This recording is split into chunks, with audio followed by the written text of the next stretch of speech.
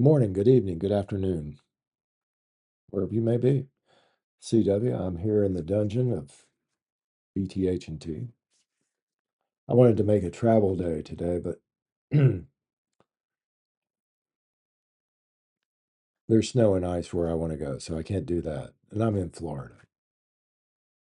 So I just went over a few things, just kick out a few little things that I like to go over. It's all history-wise. Todd has a lot to do with this, but Todd said something to me kind of funny the other day. Um, it's my age, I'm sure.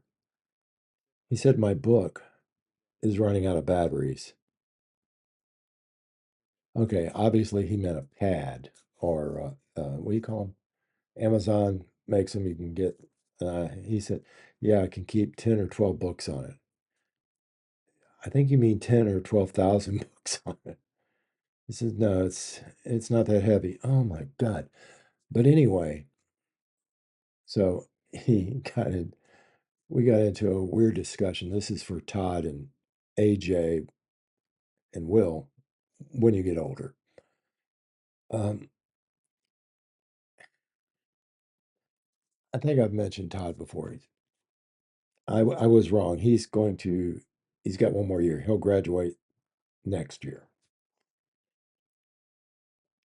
And I try to explain to him the way history works. A lot of people make predictions. They don't mean anything. CBS News back in the 70s said the state of Florida would be, like 80% you know, swallowed up by water. Still waiting for that. It does happen every now and then. But, it hasn't happened. I said a lot of people make predictions. 12, 12, 12. Went bye, bye, bye. It didn't work. Nothing happened. Also, there was another one, like 5, 5, 2000. That was supposed to be the time something happened. Didn't happen. And of course, 2000, that was it. Y2K. Planes will drop out of the sky. Ambulances will crash. I spent that night downtown in Orlando. One of the most boring New Year's Eves ever. And I was a cop. Still boring.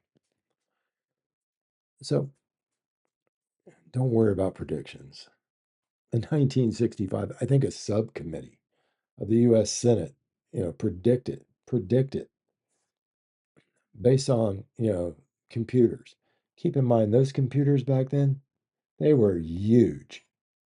They took up whole rooms.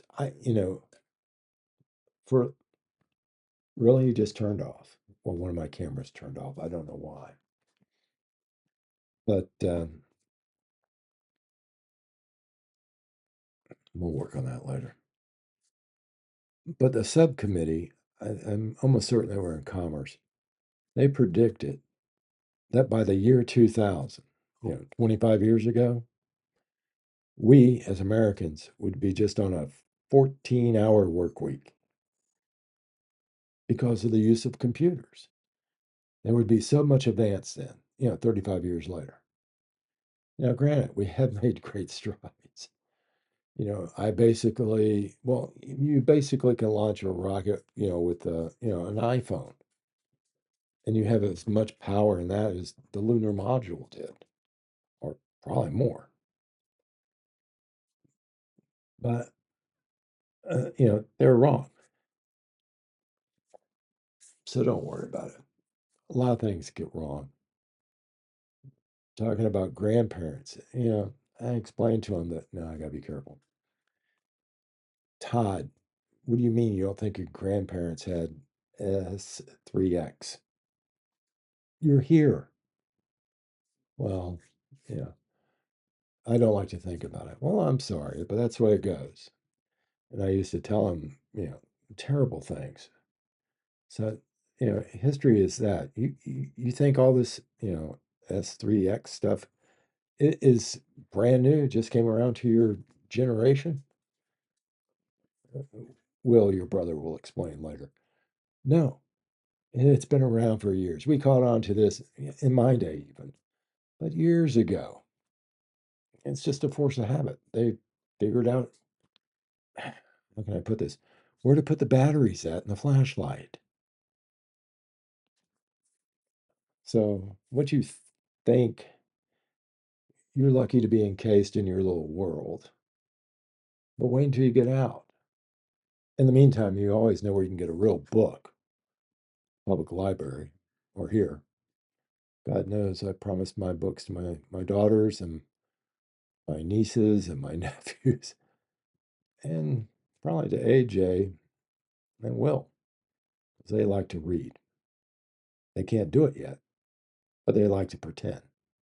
And pretending's half the battle. Okay, history is always an argument. Um, I talked about the death of the first fatality from a car accident or an automobile accident, which was a steam machine. And she was a scientist in the 19th century, and she was a woman. So, as a father of daughters, I always stress to you there's nothing you can't do. And my children are nearly perfect. I mean, they amaze me every day. But the same goes for you, Todd, AJ, Will. There's nothing you can't do. And if it's hard to do, then it's worth more effort than you can imagine. You know, I know people who start a YouTube channel at 80. I started one at 65. Not happy with it, but it's a constant thing about working on it. Gives me something to do. So,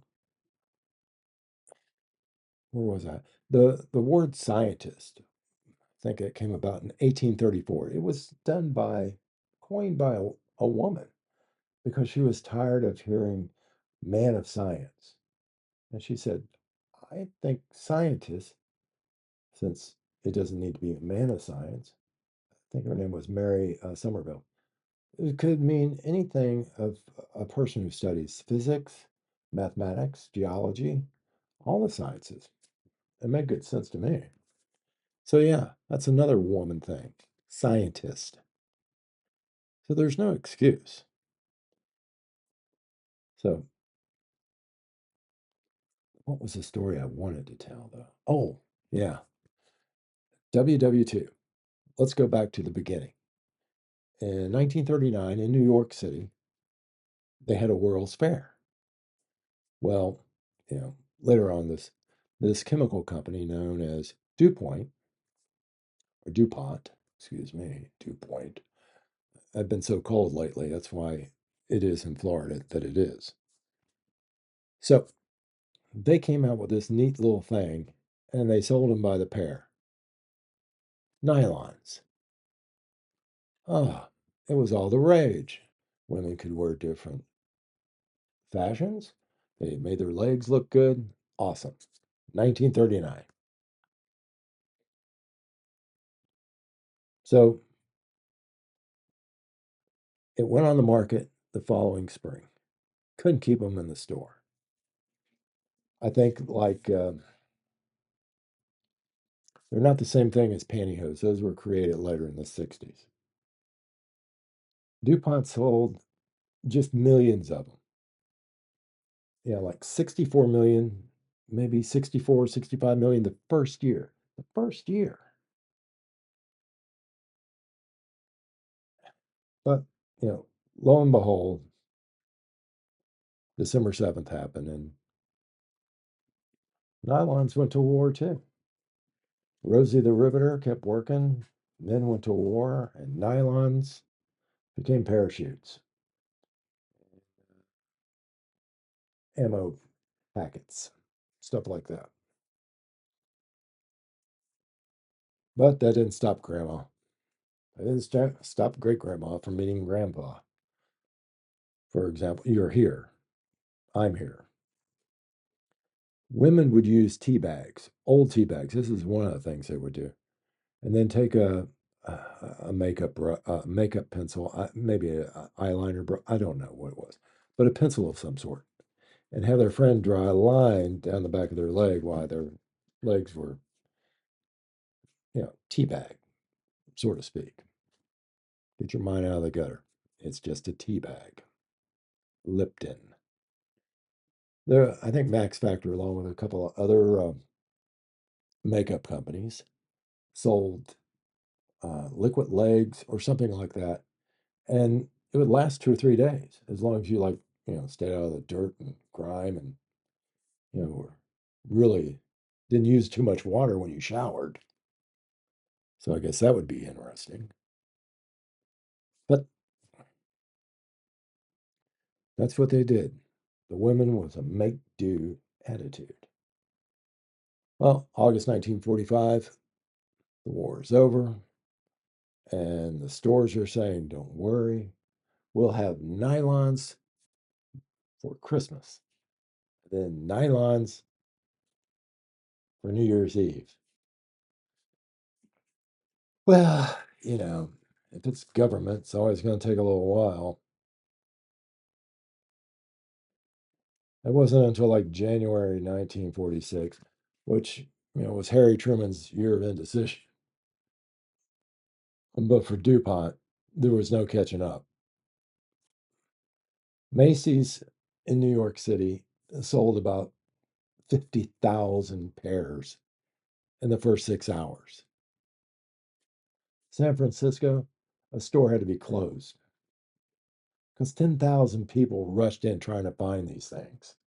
Now, Pittsburgh newspaper said they reported a line of 16 blocks long, about 40,000 women to buy 10,000 pair. You don't have to be a mathematician to figure out this is not going to end up well. So in Detroit, they saw what was happening, and when they got some, they must have hired some off-duty cops, all in uniform, and they were able to keep people in line more orderly. It took months. I don't think until the spring of 1946 did DuPont meeting their quota numbers for manufacturing this. And it was a few months after that that they got comfortable with their stocks. Todd, you asked another question. I'll get that out of the way real quick. Alternate lifestyles that you were talking about have been a while for a long time. If you went back to the first century in Greece, a power couple there would not be uncommon to be just two men. That's right. So your gym teacher or your music teacher, nothing new. Okay. I don't care what, you know, it's been around for a while. When the Jewish people started moving about in the Middle East, they would warn people, warn their kind about going to Greece because the Greeks practiced this lifestyle openly. Women weren't real big. They were kind of considered, just to be used for breeding. You'll you'll see that reflected in their art. Most of their art does not include women in the first century. They don't come around that until later. So if you think you got something new, like you don't think your parents can do something, or you don't think they know what they're doing, you know what I mean. I want you to think about this, Todd, while you're complaining about your book running out of batteries.